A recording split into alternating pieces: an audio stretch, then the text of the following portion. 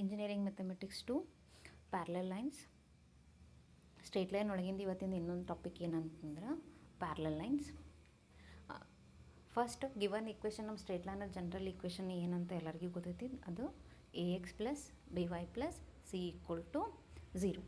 ಈ ರೀತಿಯಾಗಿ ನಮಗೊಂದು ಗಿವನ್ ಸ್ಟ್ರೇಟ್ ಲೈನದ ಇಕ್ವೇಷನ್ ಇತ್ತಂದ್ರೆ ಅದಕ್ಕೆ ಪ್ಯಾರಲಲ್ ಆಗಿರೋ ಇನ್ನೊಂದು ಲೈನದ ಇಕ್ವೇಷನ್ ಏನಾಗಿರ್ತೈತಿ ಅಂತಂದ್ರೆ AX + BY + K = 0 ಆಗಿರ್ತೈತಿ.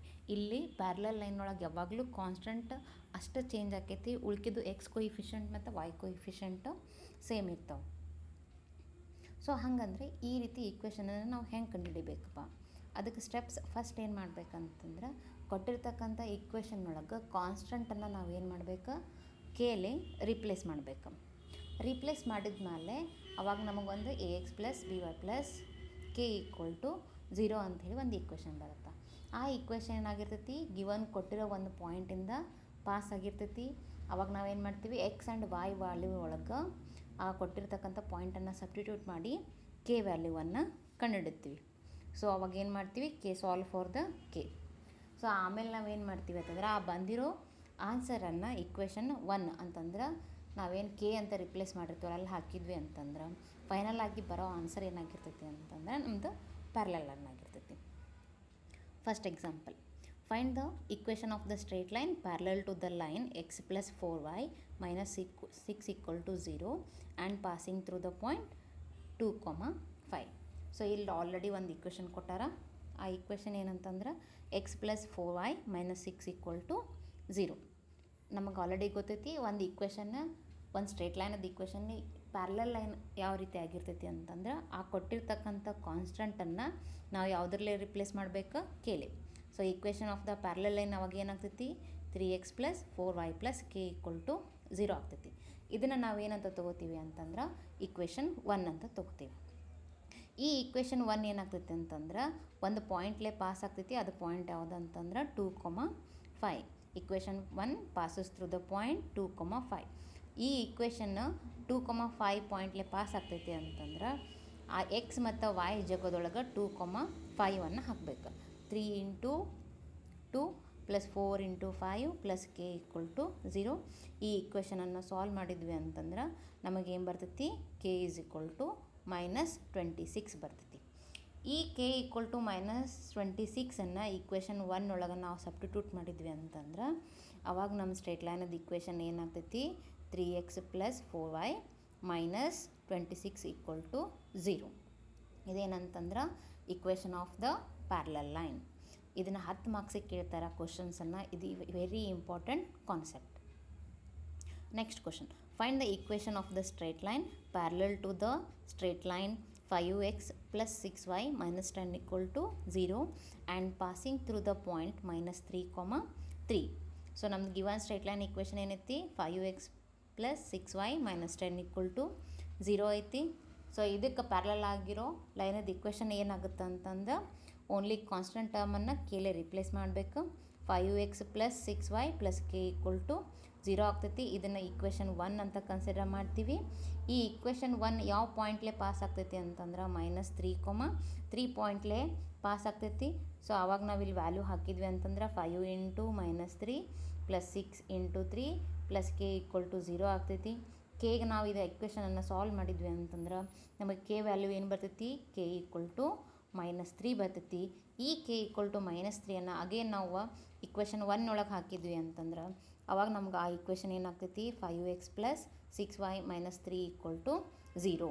ಈ ಇಕ್ವೇಷನ್ ಏನಂತಂದ್ರೆ equation of the parallel line. Next, ಇದು ಒಂದು ಮೆಥಡ್ ಆಯಿತು. ಇನ್ನೊಂದು ಮೆಥಡ್ ನಾವು ಯಾವ ರೀತಿಯಾಗಿ ಈ ಇಕ್ವೇಷನನ್ನು ಸಾಲ್ವ್ ಮಾಡ್ಬೋದು ಅಂತಂದ್ರೆ ನಮಗೆ ಯಾವುದಾದ್ರೂ straight line equation AX + BY + C = 0 ಫಾರ್ಮ್ನಾಗಿತ್ತಂತಂದ್ರೆ ಅದು ಸ್ಲೋಪನ್ನು ನಾವು ಯಾವ ರೀತಿ ಕಂಡುಹಿಡಿತೀವಿ ಅಂತಂದರೆ m = -a/b. ಮತ್ತು ನಮಗೆ ಇನ್ನೊಂದು ಆಲ್ರೆಡಿ ಕಾನ್ಸೆಪ್ಟ್ ಗೊತ್ತೈತಿ, ಯಾವರ ಎರಡು ಲೈನ್ಸ್ ಪ್ಯಾರಲಲ್ ಆಗಿದ್ವು ಅಂತಂದ್ರೆ ಅವ್ಕುರ್ದು ಸ್ಲೋಪ್ಸ್ ಯಾವಾಗಲೂ ಈಕ್ವಲ್ ಆಗಿರ್ತಾವೆ. m1 = m2 ಆಗಿರ್ತಾವೆ. ಸೊ ಆವಾಗ ನಾವೇನು ಮಾಡ್ತೀವಿ ಅಂತಂದ್ರೆ ಈ ಕೊಟ್ಟಿರ್ತಕ್ಕಂಥ ಸ್ಟ್ರೇಟ್ ಲೈನ್ ಇಕ್ವೇಷನದ್ದು ಸ್ಲೋಪ್ ಕಂಡು ಹಿಡಿತೀವಿ. ಸ್ಲೋಪ್ ಕಂಡು ಹಿಡಿದು ಆಮೇಲೆ ಅವ್ರು ಕೊಟ್ಟಿರ್ತಕ್ಕಂಥ ಒಂದು ಪಾಯಿಂಟ್ ಮತ್ತು ಒಂದು ಸ್ಲೋಪ್ ಯೂಸ್ ಮಾಡಿಕೊಂಡು ಸ್ಲೋಪ್ ಪಾಯಿಂಟ್ ಫಾರ್ಮುಲಾ ಹಾಕ್ತೀವಿ. ಸ್ಲೋಪ್ ಪಾಯಿಂಟ್ ಫಾರ್ಮುಲಾ ಏನಂತಂದ್ರೆ y minus y1 is equal to M into X minus x1. So ಈ ಮೆಥಡ್ ಯೂಸ್ ಮಾಡ್ಕೊಂಡು ಹೆಂಗೆ ಸಾಲ್ವ್ ಮಾಡೋದು ಅಂತ ನೋಡೋಣ. Find the equation of the straight line passing through the point 3, 2 and the line parallel to 3x plus 4y plus 7 equal to 0. So ಇಲ್ಲಿ ನಮಗೆ given ಈ line ಏನೈತಿ 3x plus 4y plus 7 equal to 0 ಐತಿ. So ಇಲ್ಲಿ A ಅಂತಂದ್ರೆ 3, B ಅಂತಂದ್ರೆ 4, C ಅಂತಂದ್ರೆ 7. So first ನಾವೇನು ಕಂಡುಹಿಡಿತೀವಿ, ಎಮ್ ಕಂಡುಹಿಡಿತೀವಿ, ಸ್ಲೋಪ್ ಕಂಡುಹಿಡಿತೀವಿ. ಸ್ಲೋಪ್ ಏನಾಗ್ತೈತಿ ಮೈನಸ್ ಎ ಬೈ ಬಿ ಆಗ್ತೈತಿ, ಮೈನಸ್ 3/4. ಸೊ ನಮಗೆ ಆಲ್ರೆಡಿ ಗಿವನ್ ಲೈನ್ ಪ್ಯಾರಲಲ್ಸ್ ಅದಾವ ಅಂತಂದ್ರೆ ನಮಗೆ ಬೇಕಾಗಿರ್ತಕ್ಕಂಥ ಪ್ಯಾರಲಲ್ ಲೈನದ್ದು ಸ್ಲೋಪ್ ಏನಾಗಿರ್ತೈತಿ ಮೈನಸ್ 3/4 ಐತಿ. ಆ್ಯಂಡ್ ಆ ಪ್ಯಾರಲಲ್ ಲೈನ್ 3,2 ಲೈನ್ಲೆ 3,2 ಪಾಯಿಂಟ್ಲೆ ಪಾಸ್ ಆಗ್ತೈತಿ ಅಂತಂದ್ರೆ equation of the straight line passing through the point 3,2 and the slope minus 3/4 is given by. ಇವಾಗ ನಾವೇನು ಮಾಡ್ತೀವಿ, ಸ್ಲೋಪ್ ಪಾಯಿಂಟ್ ಫಾರ್ಮುಲಾವನ್ನು ಯೂಸ್ ಮಾಡ್ತೀವಿ. y minus y1 is equal to M into X minus x1. ಇಲ್ಲೇ x1 ಅಂತಂದ್ರೆ 3, y1 ಅಂತಂದ್ರೆ 2. ಈ values M ಅಂತಂದ್ರೆ minus 3/4. ಈ ವ್ಯಾಲ್ಯೂಸನ್ನು ಈ ಇಕ್ವೇಷನ್ ಒಳಗೆ ಸಬ್ಸ್ಟಿಟ್ಯೂಟ್ ಮಾಡಿದ್ವಿ ಅಂತಂದ್ರೆ y minus 2 is equal to minus 3/4 into x/4. Next ಏನು ಮಾಡ್ಕೋತೀವಿ, ಈ ರೇಷಿಯೋಸನ್ನು ತೆಗೆದು ಮಲ್ಟಿಪ್ಲಿಕೇಶನ್ ಮಾಡ್ಕೋತೀವಿ, ಫ್ರ್ಯಾಕ್ಷನ್ಸನ್ನು ಮಲ್ಟಿಪ್ಲಿಕೇಶನ್ ಮಾಡ್ಕೋತೀವಿ. 4 into y minus 2 is equal to minus 3 into X minus 3. ಈ ಇಕ್ವೇಷನನ್ನು ಸಾಲ್ವ್ ಮಾಡ್ಕೊಂಡ್ವಿ ಅಂತಂದ್ರೆ ಅವಾಗ ನಮಗೆ ಬರೋ ಇಕ್ವೇಷನ್ ಏನಾಗ್ತೈತಿ 3x plus 4y minus 17 equal to 0. ಈ ಇಕ್ವೇಷನ್ ಏನಪ್ಪ ಅಂತಂದ್ರೆ equation of the parallel line. Next find the equation of the straight line passing through the point 2, 3 and parallel to the line 5x minus 4y plus 4 equal to 0. So ಇಲ್ಲಿ again ನಾವೇನು ಮಾಡ್ತೀವಿ, slope ಕಂಡು ಹಿಡಿತೀವಿ. ಇಲ್ಲಿ A ಅಂತಂದ್ರೆ 5, B ಅಂತಂದ್ರೆ minus 4.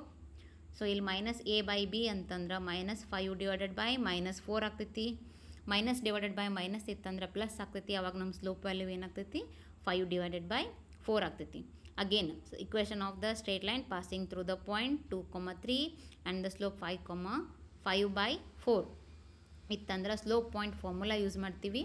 y minus y1 is equal to M into X minus x1 ಆಗ್ತೈತಿ. y minus y1 ಅಂತಂದ್ರೆ 3, x1 ಅಂತಂದ್ರೆ 2 ವ್ಯಾಲ್ಯೂಸನ್ನು ಸಬ್ಸ್ಟಿಟ್ಯೂಟ್ ಮಾಡಿದ್ದೀವಿ ಅಂತಂದ್ರೆ y minus 3 equal to 5 divided by 4 X minus 2 ಆಗ್ತೈತಿ.